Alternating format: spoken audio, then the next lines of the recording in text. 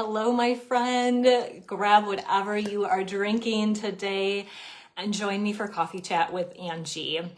We are going to chat today about something I think so many of us try to do every single day, and that's multitasking. Somewhere along the way, multitasking got this reputation of being the ultimate way to keep up with life, right? Like, if we didn't have 5 things going on at once, there was something wrong with us. Like, why couldn't we juggle 5 different things at one time? But here's the truth. Multitasking isn't actually helping us. It's draining our energy, lowering our focus, and it's also making us less productive. So today I want to break this down in a simple way and leave you with a few practical takeaways that you can start implementing into your life right away. My name is Angie. I'm a personal strategy coach. I support driven working moms create rock solid systems at home so dinner doesn't have to be a last minute scramble, kids logistics aren't chaos, and self-care isn't an afterthought.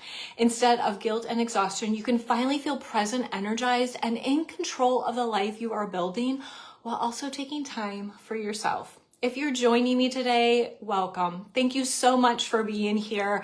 Just say hi in the comments, whether you're watching live or you're catching the replay. I'd love to know that you've watched. So here's the truth. Our brains can only focus on one thing at a time. And so when we are multitasking, what we're actually doing is switching back and forth between things extremely fast.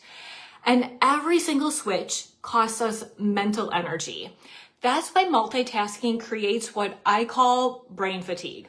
It's like having a whole bunch of browser tabs open and you're constantly clicking back and forth between all of them and everything slows down. So let me give you an example that you might be able to relate to. You have 3 things that you are going to do for the day.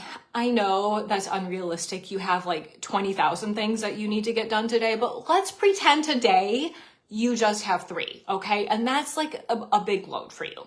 So you start with the first thing that you need to get done and you have that maybe 5% done, and then you switch to the second thing and you have that about 10% done, and then you switch to the third thing and you're able to complete about 20% of that before you decide that you want to switch back to the second thing and you complete another 10%. And so lunchtime rolls around and you've been bouncing back and forth between these 3 different things, and you're taking your lunch break and you're like, oh my gosh, I'm so exhausted.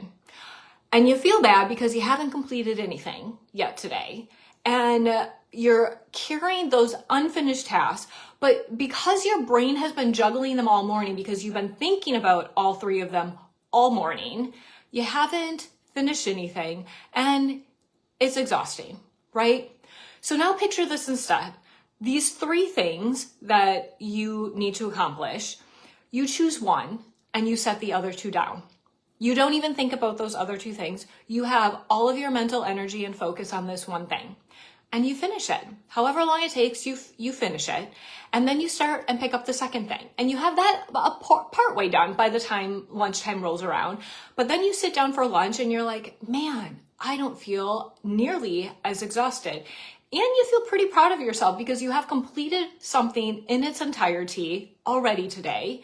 And you've had a good jump on the second thing that you do, right? So you feel progress and you don't feel overwhelmed because you're not juggling all of these things at the same time. And then after lunch, you pick back up that second thing and you finish that and you finish the third thing. And you know what? The day went pretty smoothly. And you probably even got done in less time than what you would have if you were doing all 3 things at once, which leaves you the ability to either pick up another thing that you need to work on, or maybe you just have to show up for work and complete your stuff for the day so you get to leave early. Whatever it is, you don't have as much time invested into those 3 things. That's the power of what's called monotasking, doing one thing at a time. Because remember, when we're multitasking, we're still only doing one thing at a time, but our brain is constantly thinking about several things at once. So multitasking drains your energy faster. It is constant task switching, which wears down your focus and it makes you mentally exhausted.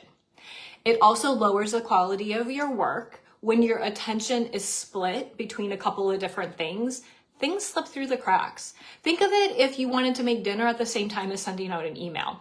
You're cooking your dinner, you're typing up this email, go back to cooking dinner, finish typing the email. You're going to have to read what you already wrote in the email when you pick it back up because you left for dinner, which is going to take you longer to pick back up because you have to read through what you just wrote 5 minutes ago.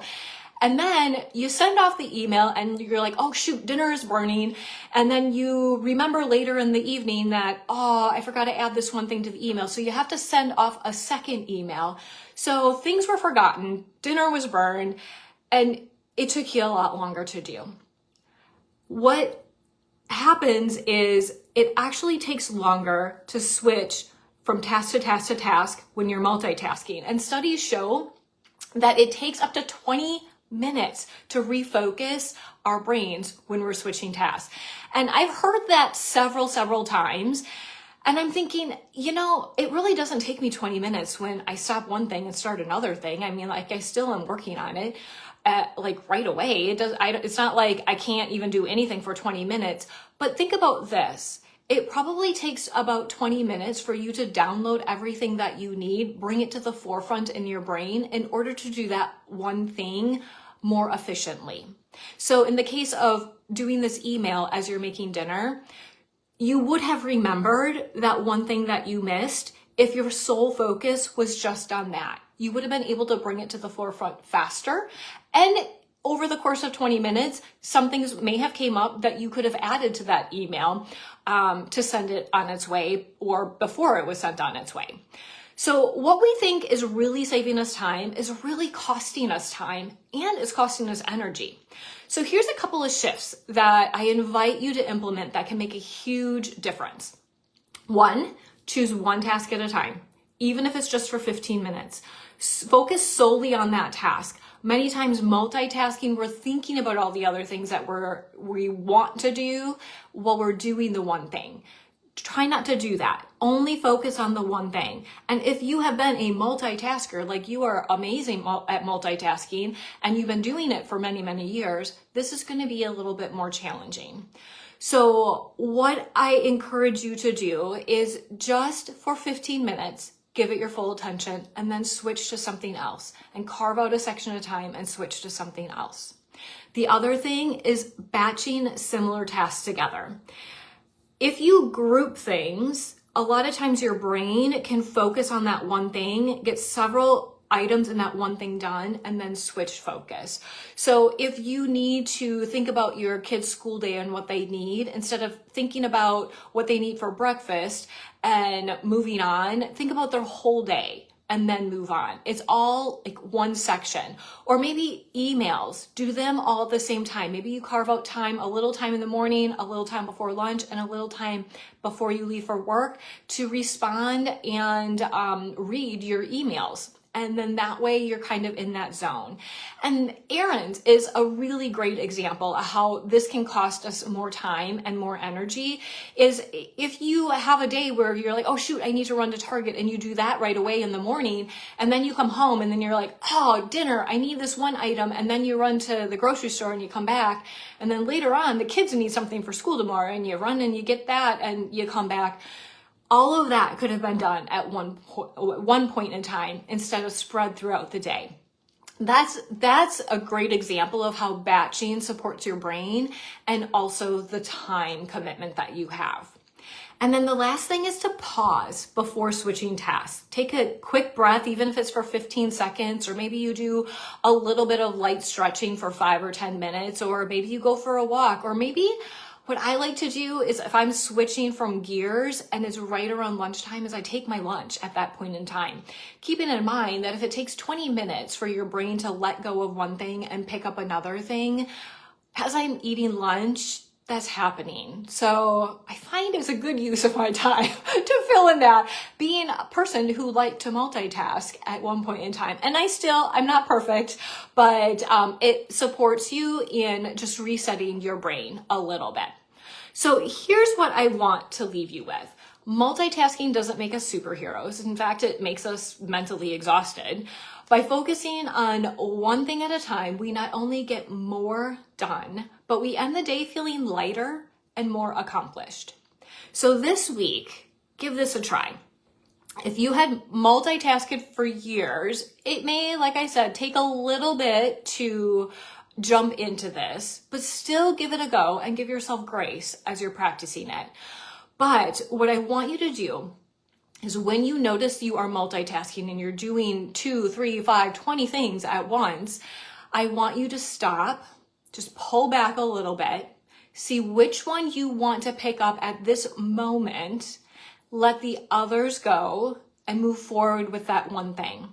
Maybe you only have 15 minutes for it, maybe you have an hour for it, but I only want you to focus on that one thing and just see how much more calmer and more productive you feel. Thanks so much for joining me for Coffee Chat today. I'll see you next time.